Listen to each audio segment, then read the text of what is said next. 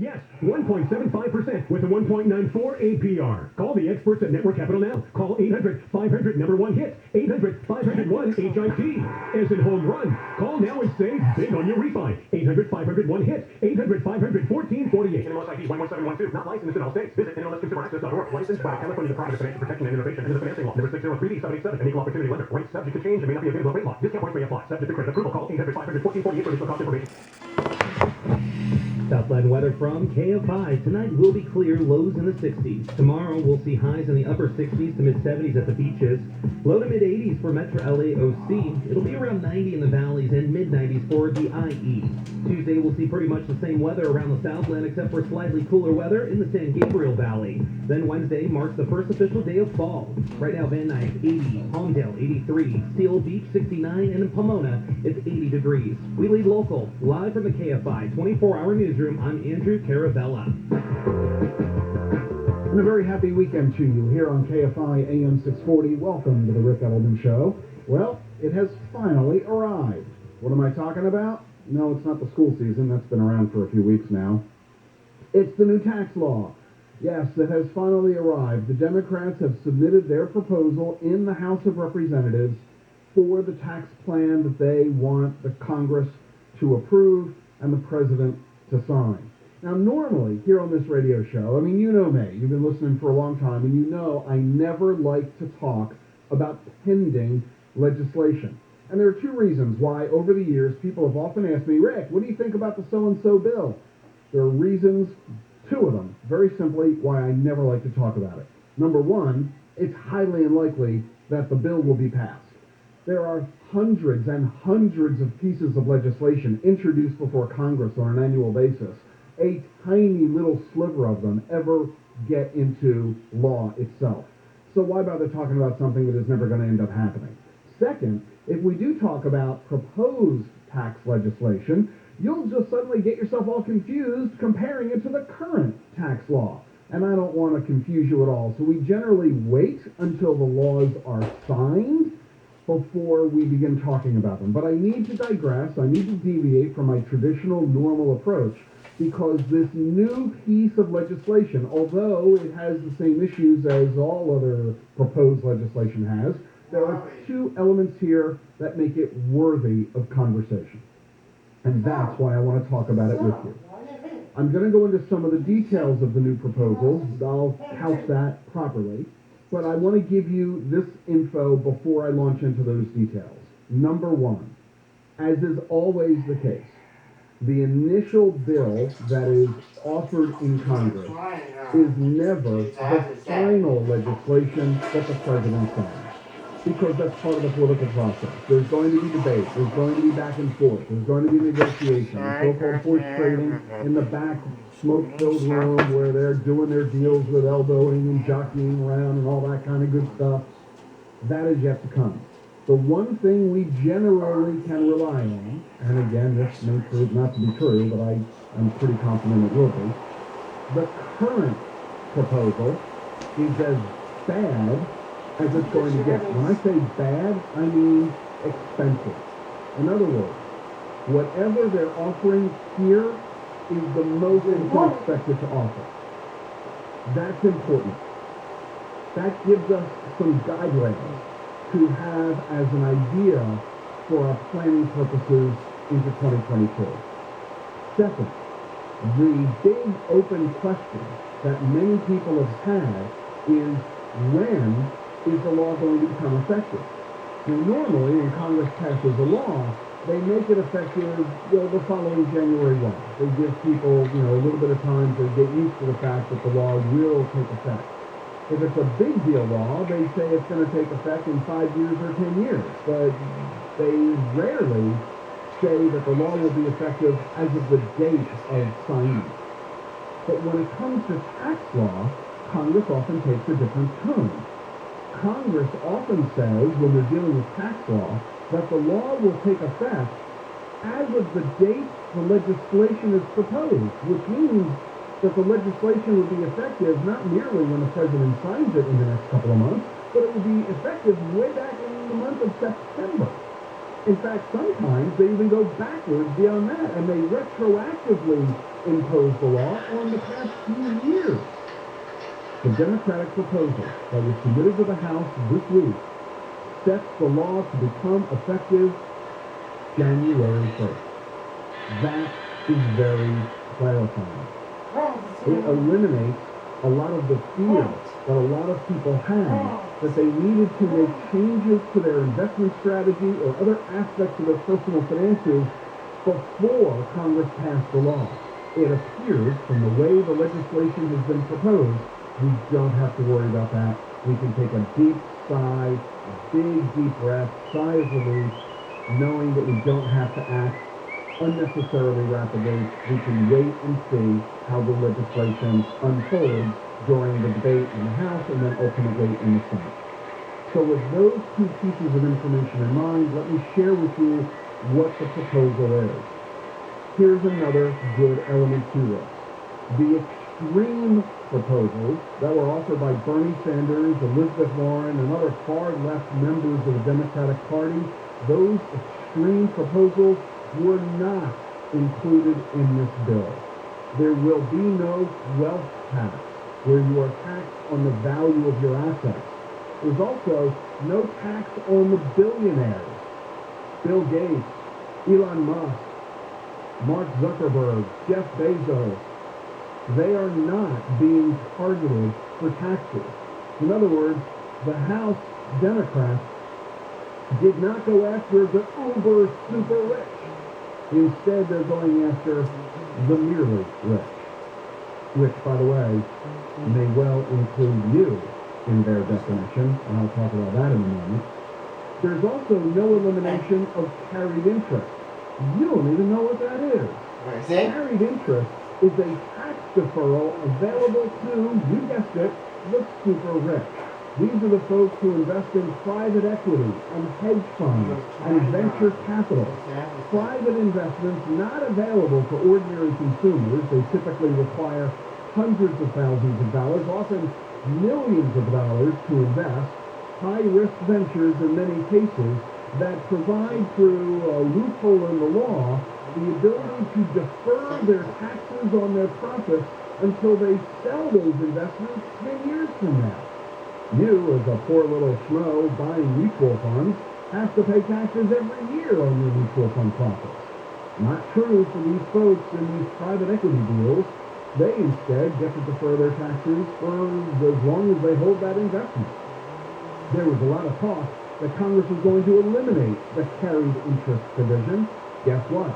The proposal didn't do it.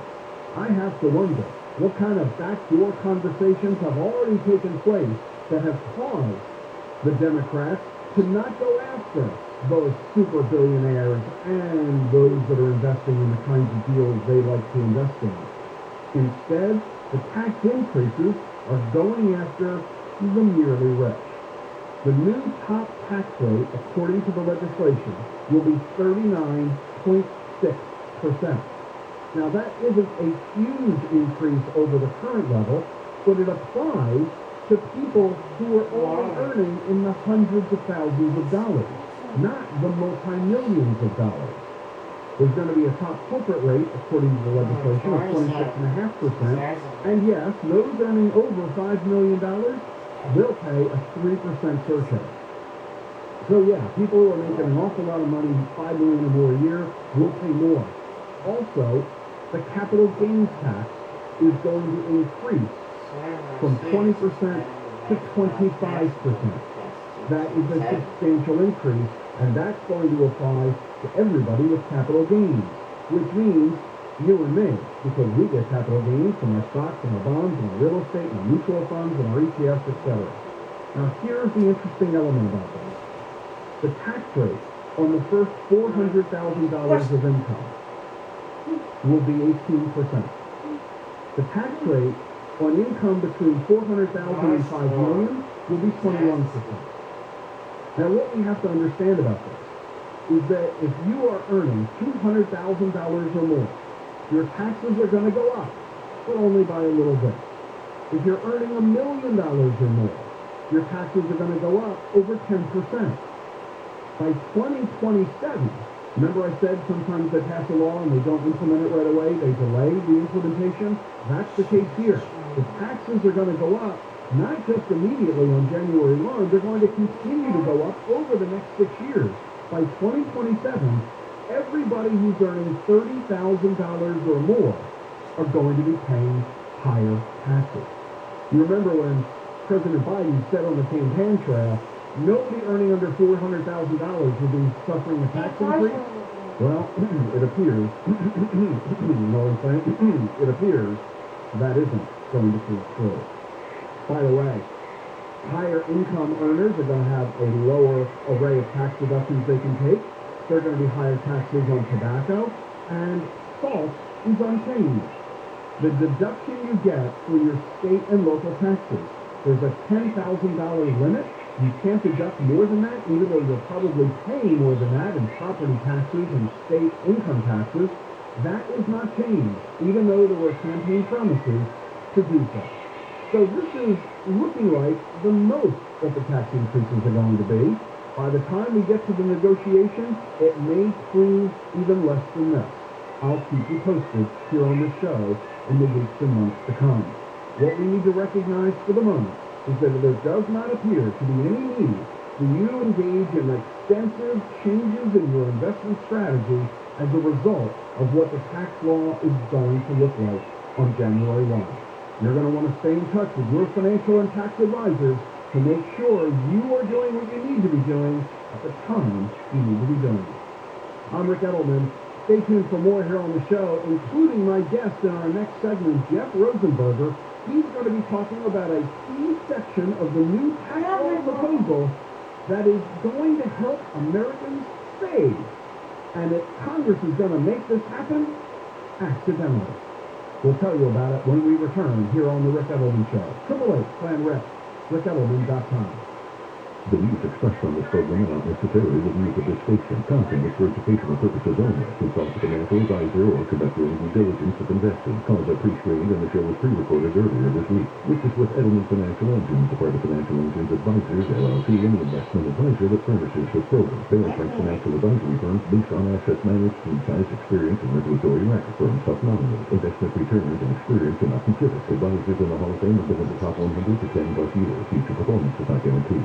I'm Richard Carabello live from the KFI 24-hour newsroom. Two vehicles that crashed on the 10th freeway in San Dimas has killed one person. LA County has reported its first death from the West Nile virus this season, and Orange County has seen another drop in hospitalizations due to COVID-19. We'll take a look at problems on the 405 next. Iron! Where's that cast iron? You're doing good! Hey, hon. Sweetie, Yeah, I need to make dinner. I need that pan. you can't always do home workouts how you want, but now you can shift if you want. Heineken 00. It tastes great, only has 69 calories, and absolutely zero alcohol. Well, here, let's see. 2 Heineken 00. Oh, right. One out is great. Must be 21 plus to purchase. Enjoy it responsibly. There's a crash in Westchester.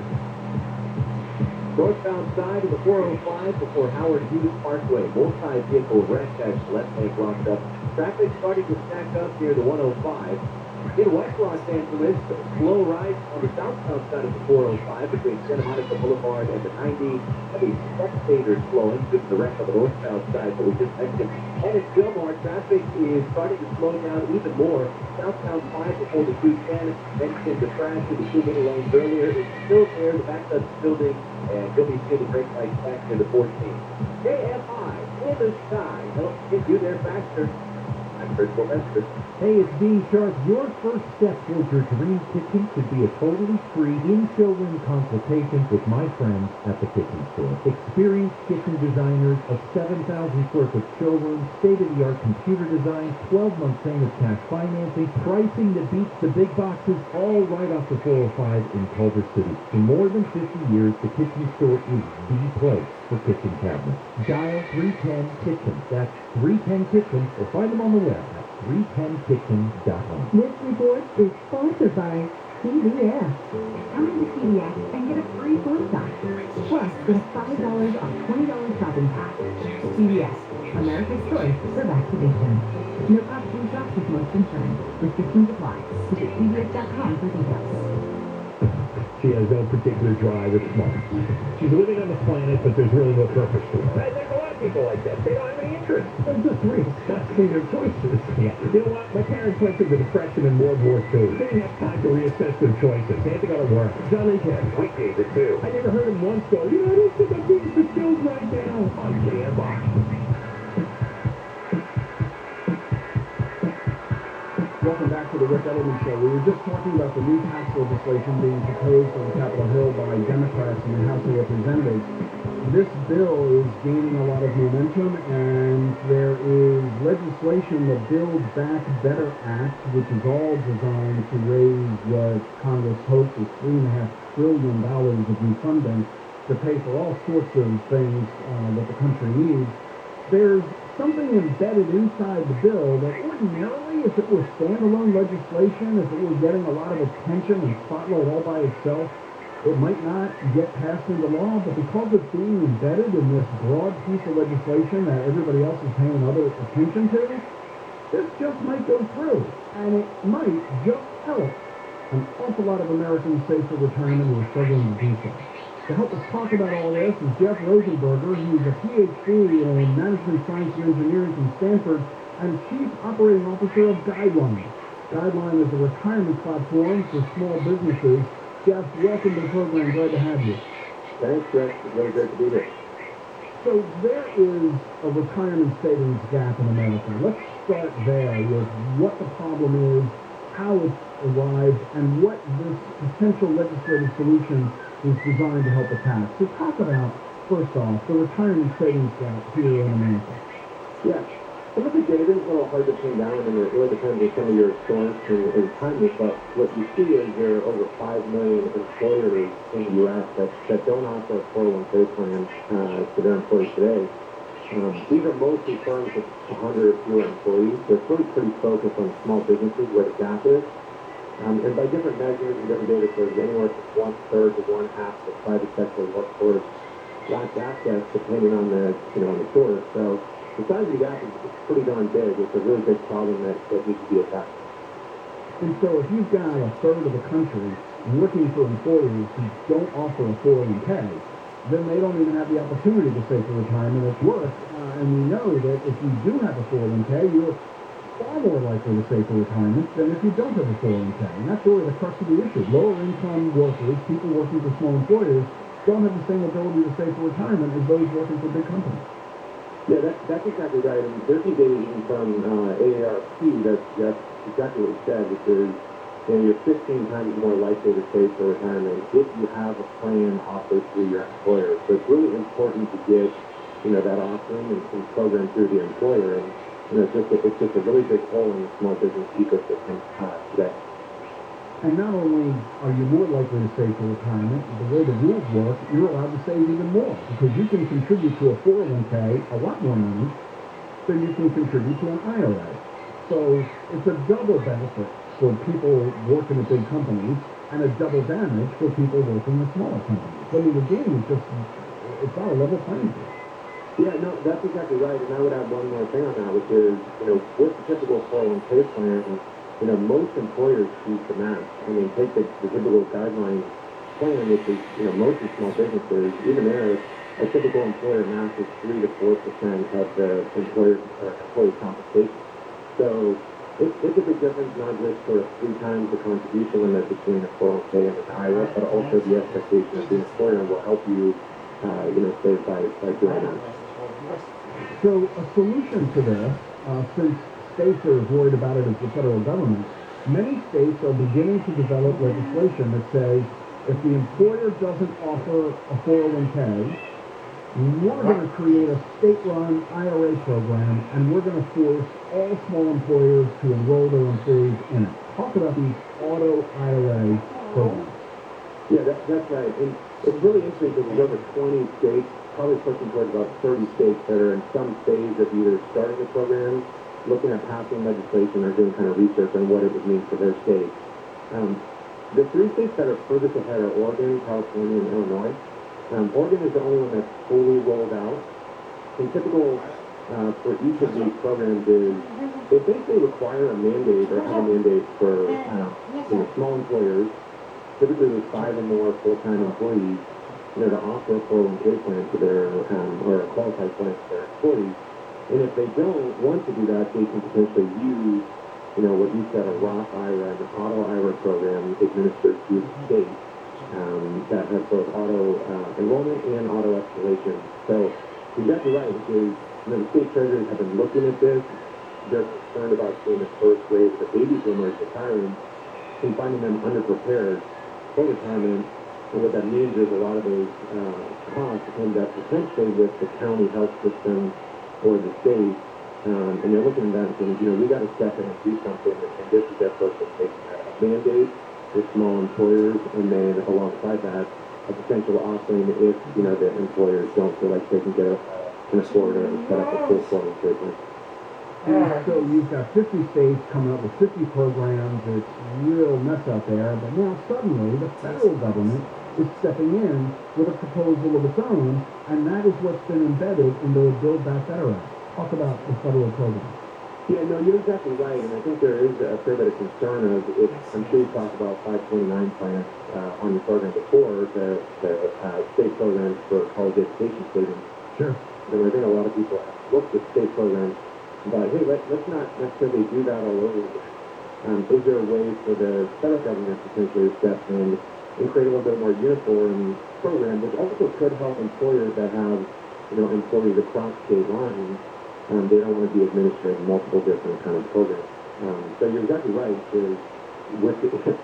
Buried within this sort of massive potential legislation with the budget reconciliation of the Build Back Better bill is this sort of pretty massive retirement proposal.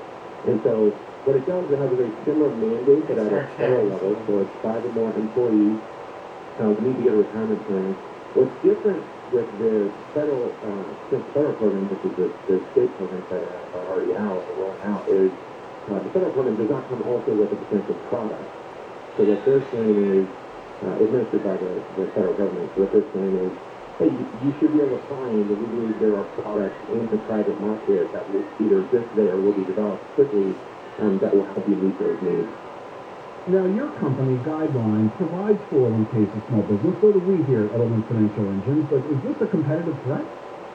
No, I think quite the opposite. In fact, I testified in a hearing in front of the Pennsylvania State Treasurer a couple of years ago in a kind of committee that was looking at it, bipartisan committee in Pennsylvania that was looking at potential program at the state level. He asked me the exact same question. What I said is, the problem is so sizable, and getting back to the numbers you mentioned earlier, you kind of need to come at it multiple different ways. And so we look at it as, hey, a mandate actually really forces the small businesses to grapple with this.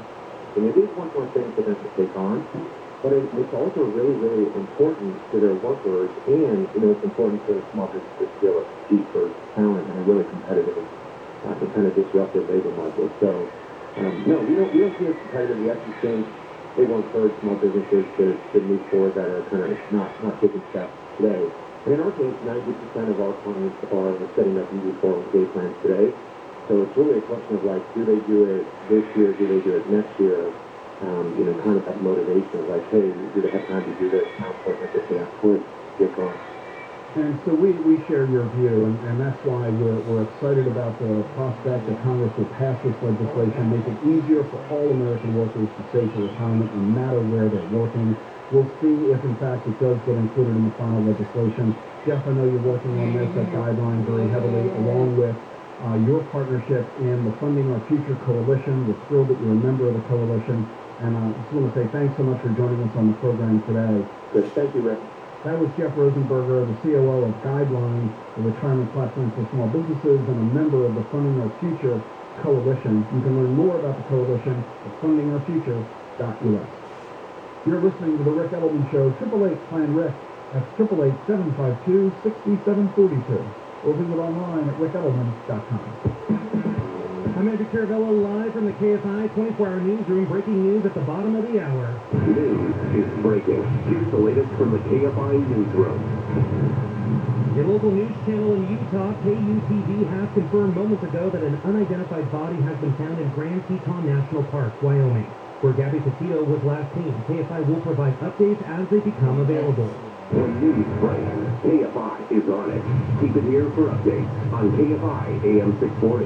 More stimulating talk.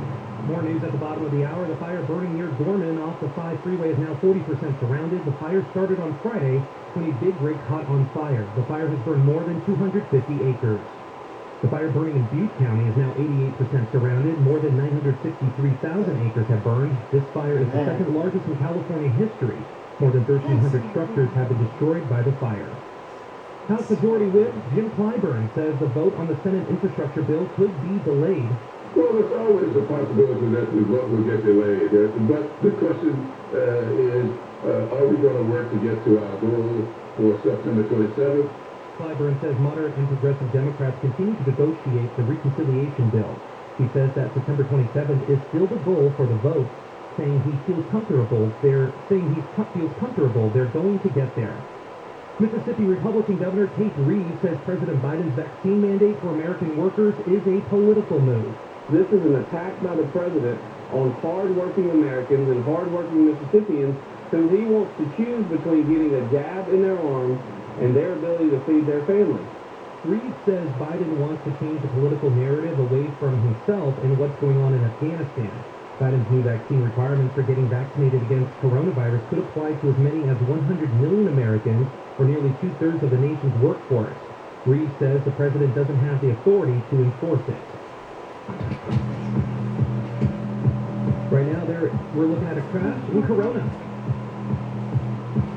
Yeah, it's on the westbound side of the 91, just towards 6th Street. It has the right shoulder block. It's got moved out of lane. A couple of vehicles involved here. Second stop for the brakes back to Main Street as you make your way past the street off-ramp where the incident is. Slow rise from Cook to Mesa. Southbound 55. Traffic stacking up back near 22nd Street to the big flow until you reach Newport Boulevard. Can't find the sky. Helps get you there faster. Hi, Chris Sylvester. Hey, it's Neil. You know, renovating our home was one of the best things my wife and I did in the last year and a half. It just makes all the sense in the world to invest in your home and your family's comfort. Years ago, we called American Vision Windows. They installed these great French doors for us. They changed the flow of our home, brought light and backyard access to where there wasn't any. Recently, they put in new windows in our kitchen. They're gorgeous, not to mention efficient. The work is outstanding. We all know Bill and Kathleen's story. Horrible experience, replaced their own windows, started their own company. 20 years later, they continue to beautify homes with personal care, total attention. CSLB number 778-326. Trust the window company that I trust, my family trusts. American Vision Windows. You'll see the difference. Call American Vision Windows today. Get that free estimate, 888-226-9908. That's 888-226-9908. Or check them out on AmericanVisionWindows.com. This is former Notre Dame quarterback Brady Quinn. Here's what's trending from the iHeart Sports Network. Presented by DuckDuckGo. Rams wide receiver Cooper Kupp had a day. He caught 9 Matthew Stafford passes for 163 yards and 2 scores in their 27-24 win over the Colts. The Dodgers claimed an 8-5 victory over the Reds. Corey Seager and Gavin Lux each fell to 2-run homers and drove in 3 runs. And the latest USA Today coaches poll was released today with no movement in the top 5. UCLA fell to 24th after yesterday's loss to Fresno State. I'm Scott Davidson. What is it that makes you uniquely you? Well, DuckDuckGo doesn't think that's any of their business. And frankly, it shouldn't be the business of any tech company. Protect your privacy online for free with DuckDuckGo.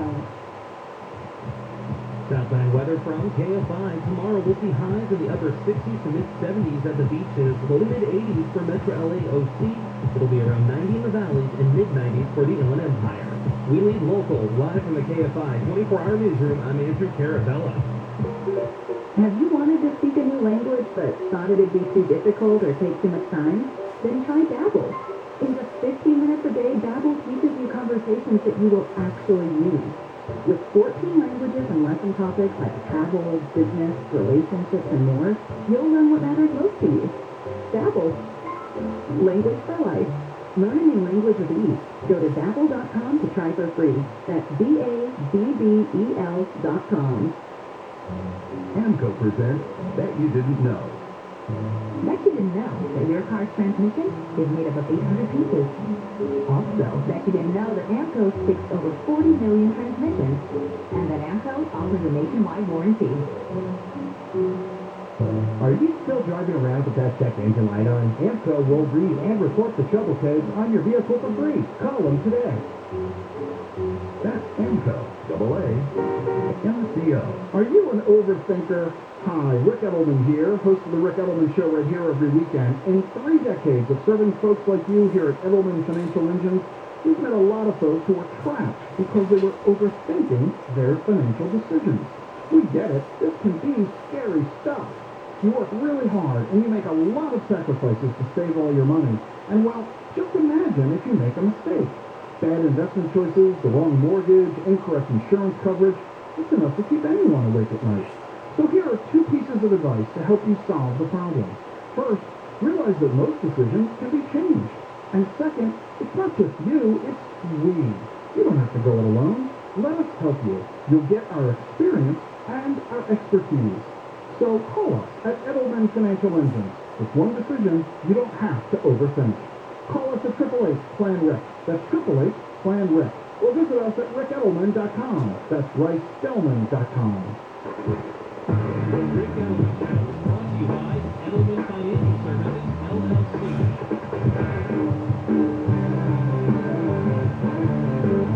Let's go to the telephones here on the Rick Edelman Show. Welcome to Sutton, Massachusetts. Jeff is with us out there. How you doing, Jeff?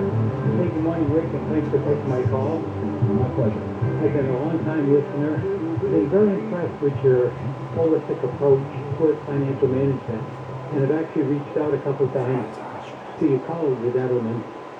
But the main barrier that's preventing me from joining the club, so to speak, is the potential capital gains tax bite if I sold my shares at zero and then moved them to Edelman Financial Services or investing.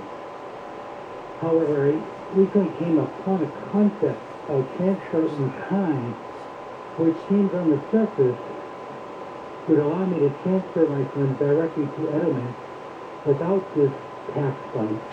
And I was wondering if you could clarify whether this would be apropos to my situation. About 90% of my funds in T-Row are taxable. So appreciate any comments and thanks. Thank you very much, Jeff, for your kind comments and your interest and willingness to become a client of Edelman Financial Engines. I'm very grateful for that. As you noted, a potentially big stumbling block is the cost of becoming a client. And the cost, as you said, are taxes. You have money and investments elsewhere, and if you transfer that money over to us, you're going to have to sell those assets, triggering capital gains and the tax liability that goes along with it. And that is an expense that is unavoidable. It's possible, as you noted, to transfer in kind, meaning you don't sell your securities, you just move those shares to us, and that way, by not selling the shares, you don't incur the tax.